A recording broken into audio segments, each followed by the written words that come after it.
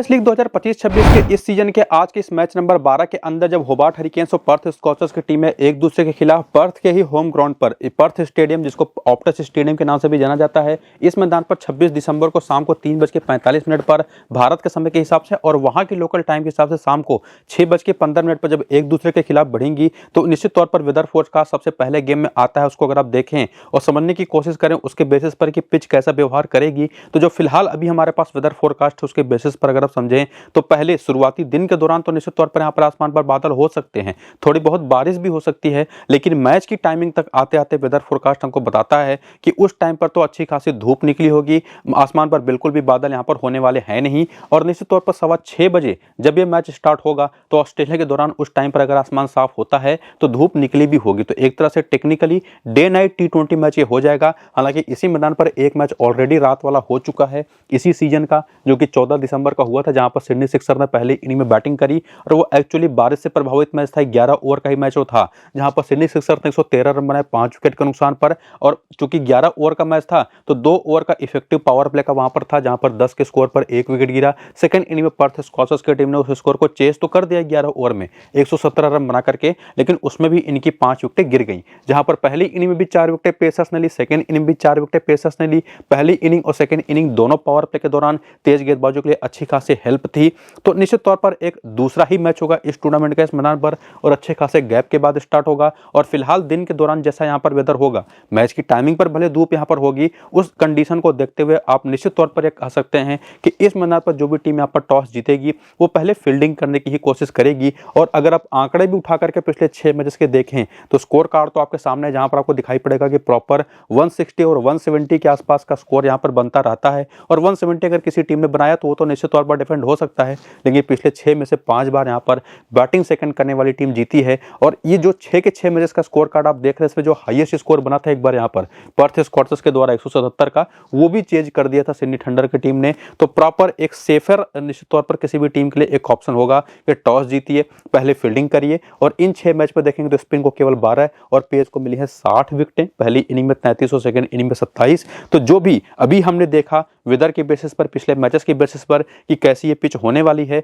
लेकिन उसमें हमको एक और चीज देखनी पड़ेगी टॉस के टाइम पर भी कि एक्चुअली पिच है कैसी और उस टाइम पर वेदर कैसा है। तो वो चीज अपडेट्स आपको मैं अपने टेलीग्राम और व्हाट्सएप चैनल पर दूंगा, वहीं पर अपनी फाइनल टीम भी प्रोवाइड कराऊंगा, तो जाकर के दोनों को ज्वाइन करिए। लिंक आपको इसी वीडियो के डिस्क्रिप्शन में और कमेंट बॉक्स में जो पिन किया हुआ कमेंट है नीचे देखने को मिल जाएगा, तो टेलीग्राम और व्हाट्सएप को ज्वाइन कर लीजिए। और फिलहाल ये प्रोबेबल प्लेइंग 11 और बैटिंग ऑर्डर जो देख सकते हैं आप, ये हो सकता है आज के मैच के लिए, जहां पर टीम वार्ड ने पिछले मैच में ओपन किया था मिच ओवेन के साथ। निखिल चौधरी नंबर 3 पर आ गए थे, इसके बाद बेन मैकडर्मट है, टिम डेविड है, मैथ्यू वेड, रेहान अहमद हैं, और बाकी ये 4 इनके प्रॉपर मेन बॉलर्स, जिसमें कौन कितने ओवर करेगा वो भी आपको बताऊंगा। उसके पहले आप बेंच के नाम देख लीजिए, जहां पर बिली स्टैनलेक भी हैं, हो सकता है उनको भी मौका मिले आज के इस मैच पिच को देखते हुए और वेदर को देखते हुए खास करके।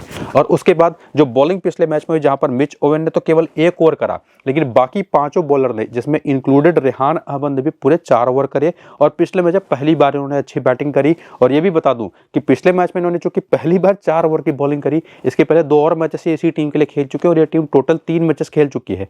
पहला जीती, दूसरा हार गई, फिर तीसरा पिछला वाला मैच ये टीम जीत गई, तो 3 में से 2 मुकाबले जीती भी है। और उसमें केवल पिछला मैच रेहान अहमद पूरे 4 ओवर करते दिखाई पड़े।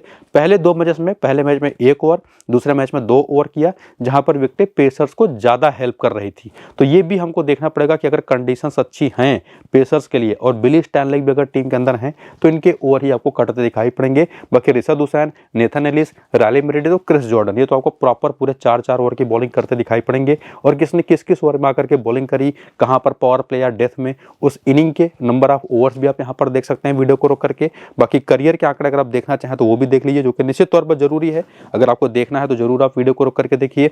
और रीसेंट फॉर्म के आंकड़े आपके सामने अब हैं। और जैसा मैंने आपको बताया कि ये टीम 3 मैचेस खेल करके 2 जीती है, 1 हारी है। और उन 3 मैचेस में विच ओवन की बात करें तो कुछ खास कमाल तो नहीं कर पाए, इवन टीम वार्ड भी पिछले मैच में नहीं चले, लेकिन उसी में निखिल चौधरी ने पहले मैच में और साथ ही साथ सेकंड लास्ट वाले मैच में काफी जबरदस्त तरीके की बैटिंग करी और वही दोनों मैचेस इनकी टीम जीती। और जिस तरीके की परफॉर्मेंस दे चुके हैं पिछले 2 मैचेस में, 3 में से, उसके बेसिस पर एक सेफेस्ट ऑप्शन बन जाते हैं। इनके साथ एक प्रोबेबिलिटी भी होती है कि शायद बॉलिंग भी कर जाए, हालांकि उसमें को देखना पड़ेगा कि रिशद हुसैन और साथ ही साथ अगर रेहान अहमद दोनों खेल खेल रहे हैं तो शायद ये बॉलिंग बिल्कुल ना करें, लेकिन अगर इन दोनों में से कोई भी ड्रॉप होता है जिसके चांसेस काफ़ी अच्छे हैं कि शायद आप रेहान अहमद को बाहर बैठते देखें। हालांकि उसमें रेहान अहमद चूंकि थोड़े विदेशी प्लेयर हो जाते हैं तो उसकी वजह से शायद वो बाहर ना जाएं। चांसेस हैं कि इन दोनों में से कोई भी बाहर ना जाएं, लेकिन अगर कोई गया तो निश्चित तौर पर निखिल चौधरी की बॉलिंग के चांसेस बढ़ जाएंगे, तो एक सेफेस्ट ऑप्शन हो जाएंगे। Ben McDermott second best option इस टीम की तरफ से, जो कि बहुत ही जबरदस्त फॉर्म में है। 49, 69 और 38 की 3 पारियां खेल चुके हैं। टिम डेविड जो कि बैटिंग निश्चित तौर पर नीचे करने आ रहे हैं, लेकिन अगर आपने मिच ओवेन और टीम वार्ड दोनों को ड्रॉप कर रखा है, अपनी टीम में नहीं लिया है ना, तब उस कंडीशन में टिम डेविड एक बहुत ही अच्छे ऑप्शन होंगे। हालांकि इन दोनों में से किसी एक को ही मैं सजेस्ट करूंगा कि अपनी टीम में लेकर के जाइए, या मिच ओवेन को या टिम डेविड को, और उसमें से भी सेफ कोई होगा तो वो मिच ओवेन होंगे, सिर्फ इस रीजन से चूंकि वो बॉलिंग भी कर लेते हैं। कंडीशंस भी यहाँ पर ऐसी होने वाली कि इनको मदद मिले। मैथ्यू वेड बहुत नीचे आते हैं T20 के हिसाब से अगर आप देखें, और बाकी रेहान अहमद के भी आपको ने बताया कि कितनी बॉलिंग करेंगे कुछ पक्का है नहीं। बाकी Chris Jordan, Nathan Ellis, Rishad Hossain और राले मेरेडिथ, इन चारों में से अगर हम बात करें तो राले मेरेडिथ निश्चित तौर पर पहली इनिंग की बॉलिंग के लिए बेस्ट है। सिमिलरली आप यहाँ पर क्रिस जॉर्डन को भी उसी कैटेगरी में रख सकते हैं। और अभी तक के जो 3 मैचेस खेले हैं इस टीम के अंदर, इस टीम ने, क्रिस जॉर्डन ने, उसमें से जब पहली इनिंग की 2 बार बॉलिंग हुई है तो 6 विकेटें ली हैं, लेकिन जब एक बार सेकंड इनिंग की बॉलिंग आई तो कोई भी विकेट नहीं ले पाए। और उसी तरह से राले मेरेडिथ की भी बात करें, हालांकि इनको विकेट ही केवल एक मिला है 3 मैचेस, तो ज्यादा बॉलिंग सफलता इनको मिली है नहीं, लेकिन निश्चित तौर पर पहली इनिंग के लिए एक बेहतरीन ऑप्शन तो होंगे। एलिस एक ऐसे नाम है जो कि निश्चित तौर पर किसी भी इनिंग की बॉलिंग हो, और साथ ही साथ रिशद हुसैन को भी मैं उसी कैटेगरी में रखूंगा, किसी भी इनिंग की बॉलिंग हो। इन दोनों को तो आप 100% टीम में लेकर के जाइएगा, बेन मैकडर्मट और निखिल चौधरी के साथ। और बाकी मिच ओवेन और टीम डेविड में से किसको लेके जाना है, कौन सेफ है कौन रिस्की है, ये क्लियर कर दिया। और बाकी राले मेरेडिथ तो क्रिस जॉर्डन, हालांकि आप पूरी तरह से सेफ खेलना चाहते हैं तो क्रिस जॉर्डन को भी अपनी टीम में 100% आप रख सकते हैं। लेकिन फिलहाल मेरे हिसाब से जो प्रेडिक्शंस थी वो आपको मैंने क्लियर किया। बिली स्टैनले अगर खेलते हैं तो ये भी अगर पहली इनिंग की बॉलिंग है तो सेफेस्ट ऑप्शन है, आप इनको जरूर पिक करिएगा। इसके बाद यहाँ पर आपके सामने आते हैं हेड टू हेड के आंकड़े, जहां पर आप देखेंगे कि बेन मैकडर्मट जब भी खेले हैं पर्थ स्कॉचर्स के खिलाफ बिल्कुल नहीं चले, और अच्छा खासा सैंपल साइज है, 15 में केवल 192 रन है, 16 के एवरेज है। और अभी आपको पीछे बताया कि बहुत ही जबरदस्त फॉर्म में है, एक शानदार ऑप्शन के तौर पर आपकी टीम में आने ही आने चाहिए। लेकिन जैसा आपको मैंने कुछ ट्रम्प ऑप्शंस भी बताए थे, टिम डेविड हो गए, मिच ओवेन हो गए, या बॉलर्स भी कुछ थे पीछे, अगर आप पूरी तरह से आंकड़े पे जाना चाहते हैं तो बेन मैकडर्मट को ड्रॉप करके आप निश्चित तौर पर मिच ओवेन को लेके जा सकते हैं, और टिम डेविड को भी टीम में रख सकते हैं, जिसमें से मिच ओवेन के आंकड़े आपके सामने काफी बेहतर है। टिम डेविड भी काफी बढ़िया खेले पर्थ के खिलाफ। निखिल चौधरी के 2 मैच में 40 रन है। मैथ्यू वेड को वैसे भी लेना नहीं है। क्रिस जॉर्डन के 2 मैच में केवल 1 विकेट है, तो इनके बारे में आपको मैंने क्लियर कर रखा है कब लेना है। एलिस को तो निश्चित तौर पर टीम में रखना ही है, 10 मैच में 11 विकेट। जनरली इस पिच पर इस टीम के खिलाफ, पर्थ के खिलाफ पहली इनिंग में ज्यादा बेहतर करते हैं। राले मेरेडिथ के आंकड़े बहुत ही शानदार है, 10 मैच 15 विकेट पर्थ के खिलाफ, तो एक अच्छे ऑप्शन बन जाते हैं। बिली स्टैनले के 2 मैच में कोई विकेट नहीं है। लेकिन इस मैदान पर देखें तो यहाँ पर आपको बेन मैकडर्मट ठीक ठाक करते दिखाई पड़े हैं। बाकी मिच ओवेन के भी आंकड़े ठीक ठाक है, मैकलिस्टर राइट को तो छोड़ दीजिए। टीम डेविड के आंकड़े यहाँ पर काफी पुअर हैं। और बाकी निखिल चौधरी हो गए, मैथ्यू वेड हो गए, बॉलिंग में क्रिस जॉर्डन के आंकड़े आप देख सकते हैं, 9 मैच 12 विकेट हैं। नेथन एलिस के 6 मैच 5 विकेट हैं। राले मेरेडिथ तो बिली स्टैनले के आंकड़े भी थोड़े से एवरेज टाइप के हैं, खास करके बिली स्टैनले के। लेकिन जैसी कंडीशंस हैं, इनमें से किसको कब लेके जाना आपको मैंने क्लियर कर दिया है ऑलरेडी कि किसको कब लेना है। फिलहाल तो आप बैटिंग ऑर्डर के हिसाब से प्लेयर बैटल के भी आंकड़े अगर आप देखें तो बेन मैकडर्मट जो एस्टन एगर की 21 गेंद पर 18 बना करके 2 बार आउट हो चुके हैं, ब्रॉडी कॉच पर एक बार सस्ते में आउट हो चुके हैं, वो मिच ओवेन वो भी एस्टन एगर पर एक बार सस्ते में आउट हो चुके हैं। टीम डेविड भी देखे तो ब्रॉडी कॉच पर एक बार सस्ते में आउट हो चुके हैं। तो एगार और ब्रॉडी कॉच ये दो बहुत ही प्रॉपर जबरदस्त बॉलिंग ऑप्शन दिखाई पड़ रहे हैं सामने की टीम की तरफ से। बाकी मैथ्यू वेड और निखिल चौधरी में से मैथ्यू वेड यहाँ पर जोएल पेरिस पर 45 रन बना करके 2 बार आउट हुए हैं। तो जब इस टीम की तरफ अगर आप आएंगे पिछले प्लेयर बैटल को देखते हुए, तो निश्चित तौर पर आपके सामने एस्टन एगर का एक बहुत ही अच्छा ट्रम्प ऑप्शन मौजूद है, जो कि ट्रम्प ऑप्शन के तौर पर आपकी टीम में आएंगे जैसी कंडीशंस हैं आज के इस मैच में। और बाकी ब्रॉडी कॉच भी जो कि स्विंग करा लेते हैं गेंद को। फिलहाल तो बैटिंग ऑर्डर प्लेइंग इलेवन अगर आप इस टीम का देखें तो बड़ी खतरनाक टाइप की बैटिंग ऑर्डर है। फिन एलन है, मिचेल मार्श है, कूपर कॉनोली है, एरन हार्डी है, एस्टन टर्नर है, लॉरी इवांस है, एस्टन एगर, और नीचे आते हैं निक हॉब्सन इतना नीचे, जो कि ताबड़तोड़ बैटिंग के लिए जाने जाते हैं। बाकी ब्रॉडी कॉच, जोएल पेरिस और जायर रिचर्डसन ने भी पिछले मैच में वापसी करी, जो कि बहुत ही रन खा रहे थे। बाकी बेंच आपके सामने है, और बेंच के बाद आपके सामने वो बॉलर्स जिन्होंने पिछले मैच बॉलिंग की, जिसमें जायर रिचर्डसन ने तो पूरे प्रॉपर 4 ओवर करे, 2 ओवर पावर प्ले के और 2 ओवर डेथ के, और उसी में यहाँ पर ब्रॉडी कॉच ने 3 ओवर किया, 4 ओवर जोएल पेरिस ने किया, एरन हार्डी ने पूरे 4 ओवर करे, एस्टन एगर ने 3 ओवर किया, कूपर कॉनोली भी पिछले मैच 2 ओवर कर गए थे।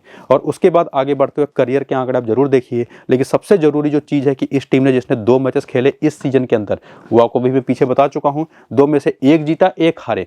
लेकिन अगर आप इनकी बैटिंग पावर देखें तो जिस तरीके की दिखाई पड़ी है इस सीजन में, खास करके उसने काफी ज्यादा इम्प्रेस किया है। हालांकि वहीं पर इनकी बॉलिंग वो कमजोर पड़ती दिखाई पड़ी है, जिसको अगर आप एनालाइज करें ना तो फिन एलन ने पहले मैच में 16 रन बनाए, दूसरे मैच में 79 रन बना दिए। उसके बाद मिचेल मार्श ने दोनों मैच में फ्लॉप पारियां खेली। कूपर कॉनोली ने दोनों मुकाबले में जबरदस्त तरीके की बैटिंग करी है, 77 और 59 रन की। पिछले मैच में तो बॉलिंग भी कर गए। और एरन हार्डी का आपने पीछे भी देखा कि पूरे प्रॉपर 4 ओवर कर ही रहे हैं, नंबर 4 पर बैटिंग भी कर रहे हैं, 23 और 13 रन की 2 पारियां खेल चुके हैं। तो ये 2 ऑलराउंडर्स तो सेफेस्ट ऑप्शन इस टीम की तरफ से बन जाते हैं। बाकी लॉरी इवांस हो गए, एस्टन टर्नर हो गए, एस्टन एगर हो गए, निक हॉब्सन तो बैटिंग ही बहुत नीचे करने आते हैं, तो ये उतने बेहतर ऑप्शन तो नहीं बन पाते स्मॉल लीग के पर्सपेक्टिव में। लेकिन ग्रैंड लीग की टीम अगर आप बना रहे हैं तो निश्चित तौर पर प्रॉपरली एक एक प्लेयर आप रोटेट करके जरूर लेके जा सकते हो। और उसमें से सबसे बड़ा ट्रम्प अगर कोई है तो मैं एस्टन एगर को मानूंगा। उसका रीजन आपको मैं पीछे बता चुका हूं।